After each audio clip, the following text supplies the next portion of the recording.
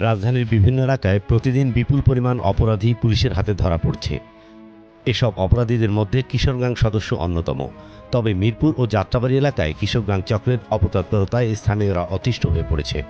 এই অবস্থা থেকে উত্তরণে স্থানীয়দের উদ্যোগের কথা বলছে পুলিশ, কারণ পুলিশের একার পক্ষে প্রতিটি এলাকার আনাচে কানাচে পাহারা দেওয়া সম্ভব না।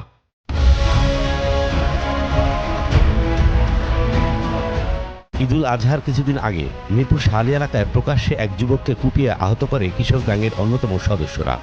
শুধু ওই ঘটনাই নয়, ওই এলাকার ব্যবসায়ী, মালিক, বাড়ির মালিক বা নতুন ভবন নির্মাতারা ওই গ্যাংয়ের সদস্যদের কাছে এক প্রকার জিম্মি।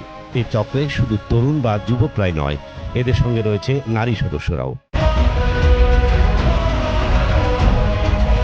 তাদের দিয়ে স্থানীয় টাকা পয়সার মালিক বেছে বেছে ফাঁদে ফেলে আদায় করা হয় মোটা অঙ্কের টাকা। সম্প্রতি শাহালি এলাকার একজন রেন্টেকার ব্যবসায়ীকেও ফাঁদে ফেলার চেষ্টা করে এই চক্রের সদস্যরা। টাকা না খোয়ালেও ওই চক্রের কাছে নিজের বাইক দিতে বাধ্য হন ওই ব্যবসায়ী। এ ঘটনায় এলাকায় বেশ চাঞ্চল্যের সৃষ্টি হয়েছে।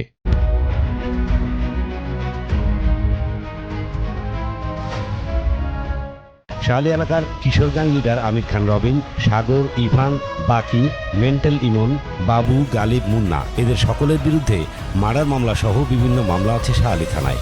এই কিশোর গ্যাংয়ের সদস্যদের কাছে যারা জিম্মি হয়েছে তারা হলেন হালিম, তাসনিন, আরমান, রহিম, রয়্যাল সিটির বাবু সহ আরও অনেকে।